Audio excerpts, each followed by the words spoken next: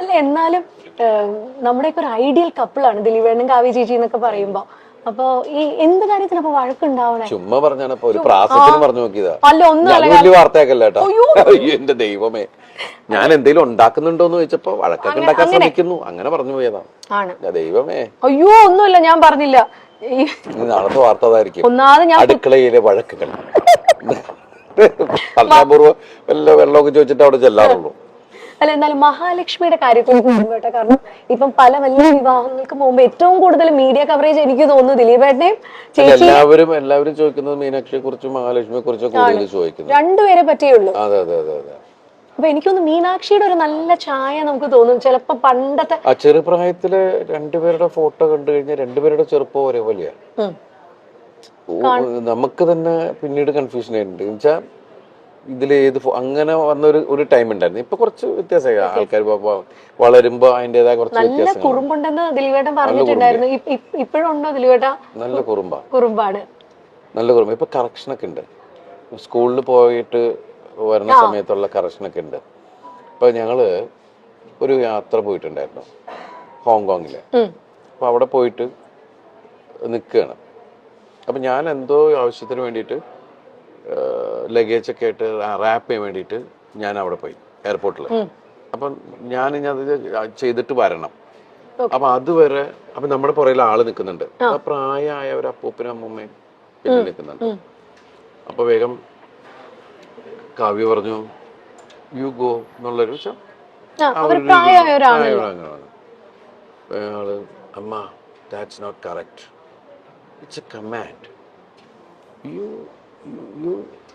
you can request them, you can go like that എന്നൊക്കെ പറഞ്ഞിട്ട് ഇവളിങ്ങനെ തിരുത്തൽവാദി ആയിക്കൊണ്ടിരിക്കുകയാണ്.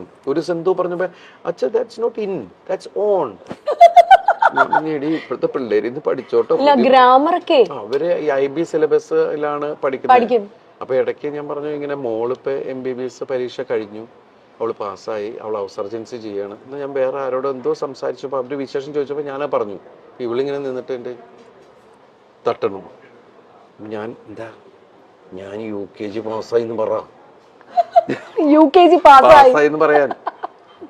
പഠിക്കും കേട്ടോ, ഇരുന്ന് കുത്തി ഇരുന്ന് പഠിക്കുന്ന ഒരു പ്രകൃതമാണോ അതോ ഇങ്ങനെ? ആ സ്കൂളിലെ ആൾക്കാർ പറയുന്നത് നിങ്ങള് ഒന്നും പഠിപ്പിക്കരുത്. മാതാപിതാക്കളോട് പറഞ്ഞ ആദ്യത്തെ മീറ്റിംഗ് അതായിരുന്നു.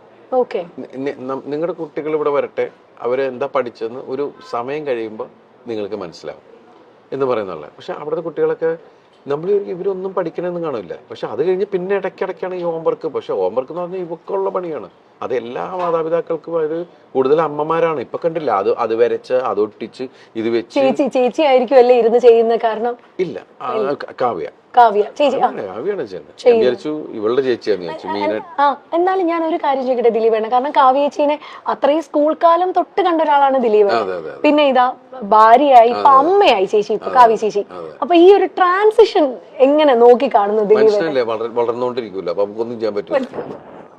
എന്നാൽ ഈ അമ്മയായപ്പോ ഭയങ്കര റെസ്പോൺസിബിൾ, ഒരല്പം വഴക്കൊക്കെ പറയുന്ന ഒരു അമ്മയായോ ചേച്ചി, അതോ സോഫ്റ്റ് ആയിട്ടുള്ള അമ്മയാണോ? സോഫ്റ്റ് ഒന്നുമല്ല, പെട്ടെന്ന് അത് പണ്ട് തുടങ്ങി നമുക്ക് പെട്ടെന്ന് ദേഷ്യം വരുന്ന ഒരാളാണ്, ഷോർട്ട് ടെമ്പേർഡാണ്. അപ്പം അത് ഞാൻ പറയാം, കൊച്ചുങ്ങളെ തല്ല, അങ്ങനെ വഴക്ക് പറ, അങ്ങനെയും ചെയ്യരുത്. അതിനെ പറഞ്ഞ് മനസ്സിലാക്കിയാൽ മതി. പിള്ളേർക്കൊക്കെ നമ്മൾ ഏത് കുട്ടികളാണെങ്കിലും പറഞ്ഞ് മനസ്സിലാക്കി കഴിഞ്ഞാൽ അതിൻ്റെ ഒരു രീതിയിൽ അവർക്ക് മനസ്സിലാവും.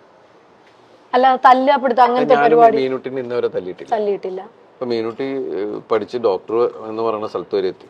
പക്ഷെ നമുക്ക് ദൈവം അനുഗ്രഹിച്ച് ഇന്നവരെ തല്ലിട്ട് വന്നിട്ടില്ല. അവളെ വളരെ ഇതായിട്ട് വിളിച്ചു കഴിഞ്ഞാൽ അപ്പൊ തന്നെ അവൾക്ക് മനസ്സിലാവും, ടോൺ മാറിയാ മനസ്സിലാവും. അപ്പൊ അതുമല്ല, നമ്മള് പല കുട്ടികൾ കുസൃതികൾ തന്നെയാണ്. ഇവക്കൊരടി കൊടുത്തിട്ടുണ്ട് ഞാൻ. കാരണം വെച്ചിട്ട് എന്തോ എടുത്തു വായിരുന്നു, പക്ഷെ പിന്നീട് എടുത്തിട്ടില്ല. ആരെ പോയിട്ട് പുറകെ പോയിട്ട് പിടിക്കുകയാണ്. അപ്പൊ ആദ്യം തുടരുന്ന് പറഞ്ഞു, പക്ഷെ നോക്കിയിട്ട് പിന്നെയും പോവുക. അപ്പൊ അതോടുകൂടി അപ്പം പക്ഷെ എനിക്ക് തോന്നുന്നു ദിലീപേട്ട ഭയങ്കര നേരം പോക്കായിരിക്കും ആളും കൂടെ ഉള്ള സമയത്തൊക്കെ. ഞാന് ശരിക്കും മീനാക്ഷി ഉള്ള സമയത്ത് ശരിക്കും പറഞ്ഞാല് എനിക്കത് മിസ് ചെയ്തിരുന്നു. ഞാൻ ആ സമയത്ത് എൻ്റെ സിനിമകൾക്ക് ഭയങ്കര ഹിറ്റുകളും ഞാൻ ഓരോ സിനിമയുടെ പുറകെ ഇങ്ങനെ കണ്ടിന്യൂസ് സിനിമയുടെ പുറകെ പോകല. അപ്പൊ ആ സമയത്ത് ശരിക്കും പറഞ്ഞാൽ ആ പ്രായം എനിക്ക് ആസ്വദിക്കാൻ പറ്റിയിട്ടില്ല. ആ 2-3 വയസ്സ് എന്ന് പറയുന്നത് ശരിക്കും മിസ്സിങ് തന്നെയാണ്. അതെനിക്ക് ഇവിടെ കിട്ടി. കാരണം ആ സമയത്ത് ശരിക്കും കോവിഡായി വീട്ടിലായി എല്ലാം ആയിരുന്നപ്പോ എനിക്ക് അതില് വേറൊരു സങ്കടം എന്ന് വെച്ചിട്ടുണ്ടെങ്കിൽ ഞാൻ 1.5 വർഷം പുറത്തേക്ക് പോകുന്നില്ല നമ്മളാരും. പിന്നെ ഞാൻ പോയത് നാദൃശ്വരം മോളുടെ ഐഷുന്റെ കല്യാണത്തിനാണ് പോയത്. പക്ഷെ ദൈവം അനുകരിച്ച് അപ്പൊന്നും എനിക്ക് വീട്ടിൽ ആർക്കും കോവിഡ് കിട്ടിയില്ല. അത്രയും ക്രൗഡിന്റെ ഇടയിലാണ് നമ്മൾ പോയിരുന്നത്. എത്ര ദിവസം ഉണ്ടായിരുന്നു ആ കല്യാണം. അപ്പൊ എല്ലാവരും ഭയങ്കര ആവേശത്തിൽ അതിന്റെ ഇതിൽ നിൽക്കണം. നമ്മുടെ വീട്ടിലൊരു കല്യാണം നടക്കുന്ന പോലെയാണല്ല. അത് കഴിഞ്ഞ് പിന്നെ വേറൊരു സ്ഥലത്ത് പോയപ്പോ എവിടെയോ ഒരു എന്തിനോ ഫംഗ്ഷന് പോയപ്പോഴാണ് എനിക്ക് കിട്ടിയോ എന്നൊരു സംശയം. ഞാനാണെങ്കിൽ അങ്ങനെ എല്ലാവരെ കുറിച്ച്, കാരണം ഞങ്ങൾ 10-13 പേര് ഒരു വീട്ടിലാണ്. അപ്പൊ ഒരു സാധനം വന്നു കഴിഞ്ഞാൽ അതിനെ പിടിച്ച് മഞ്ഞളൊക്കെ മുക്കി മറ്റു എന്നൊക്കെ പറഞ്ഞ് ഒരുപാട് കാര്യങ്ങളൊക്കെ ചെയ്തിട്ടാണ് അടുക്കളയിലേക്കൊക്കെ പോണത്. അത് അങ്ങനെയൊക്കെ ഒരാളെ തൊട്ടപ്പ തന്നെ ഇത് അടിക്കുക. കൊച്ചൊക്കെ ശീലമായി. ജനിച്ചപ്പം തുടങ്ങി ഈ സാധനമൊക്കെ കിട്ടിയിട്ട് അതൊക്കെ ഇങ്ങനെയൊക്കെ ഇത് കാണിക്കുന്നതാണ്. ഇങ്ങനെയായി. അതിനിടയ്ക്ക് ഞാൻ കൊണ്ടുവന്നു ഇത്. വീട്ടിൽ കോവിഡ് ഞാൻ കൊണ്ടുവന്നു. അത് ഞാനാണ്. എന്നിട്ട് എല്ലാവരും ചിരി തുടങ്ങി. ഭയങ്കര സൂക്ഷ്മമായിട്ട് നോക്കിയിട്ട് ഞാൻ കൊണ്ടുവന്നു എന്ന് പറയുന്നത്. എനിക്കാണെങ്കിൽ മറ്റത് പറഞ്ഞ മാതിരി ഐഡിയ എന്റെ പോയി എന്ന് പറഞ്ഞുകൊണ്ട് നമ്മള് അലൻസിയറായിട്ടല്ലേ പറഞ്ഞു എന്ന് പറഞ്ഞ പോലെ നമ്മളിങ്ങനെ ഒന്നും മിണ്ടാൻ പറ്റാണ്ട് എല്ലാവരും ചിരിക്കുമ്പോ എന്താടാ ഉള്ള സംഭവം. അങ്ങനെ ഞങ്ങൾ 3 പേര് മാത്രമേ. അപ്പൊ ഈ ചെറുതും പെട്ടു, ചെറുതിനും പിടിച്ചു. അപ്പൊ പാവം 21 ദിവസം ഞങ്ങളുടെ മുറിക്കകത്താ, ഒരു മുറിക്കകത്ത്. അപ്പൊ 21 ദിവസം ഇരുന്നിട്ടാണ് പോയത്. അന്നൊക്കെ 21 ദിവസം ക്വാറന്റൈൻ ആയിരുന്നു അല്ലേ ഏട്ടാ? ശരിക്കും നമ്മളെന്താ വെച്ചാൽ അമ്മയുണ്ട്, താഴെ അമ്മയുണ്ട്. അപ്പൊ അതുകൊണ്ട് അമ്മയ്ക്കൊരു കുഴപ്പം. അമ്മയ്ക്ക് പ്രായമുള്ളതല്ലേ, എന്തെങ്കിലും പറ്റിക്കഴിഞ്ഞാലോ എന്നുള്ള ഇതിനകത്ത് നമ്മൾ അവിടെ തന്നെ ഇങ്ങനെ ഇരുന്ന് ഇതാക്കിയിരുന്നു. അപ്പൊ ആ സമയത്തൊക്കെ നമ്മൾ ഇവരിങ്ങനെ വാച്ച് ചെയ്തോണ്ടിരിക്കലും ഒക്കെ ഉണ്ടല്ലോ. ഏതാണ്ട് 2 ആ സമയത്താണ്. അതുകൊണ്ട് വെച്ചാൽ എല്ലാവരും വീട്ടിലുള്ളതുകൊണ്ട് പെട്ടെന്ന് മലയാളം സംസാരിക്കാൻ. തങ്കമണിയുടെ റിലീസിനെ പറ്റിയൊക്കെ മഹാലക്ഷ്മി, മീനാക്ഷി ഒക്കെ എന്നാ പറയുന്നു കേട്ടോ അവര്? അല്ല, എല്ലാവരും ഇപ്പൊ സോഷ്യൽ മീഡിയയിൽ ഇത് വരുന്ന മീനാക്ഷി ശരിക്കും നല്ല ആസ്വാദകയാണ്. ഇപ്പൊ എല്ലാ സിനിമകളും കാണും. ലിമിറ്റഡ് ആയിട്ട് മീനാക്ഷി സംസാരിക്കാറുള്ളൂ. അധികം സോഷ്യൽ മീഡിയയിൽ അങ്ങനെ വളരെ സൈലന്റ് ആണ്. എല്ലാ സ്ഥലത്തും കൂടുതൽ ലിസണറാണ്. എന്റെ പോലെയുള്ള ആള് തന്നെയാണ്.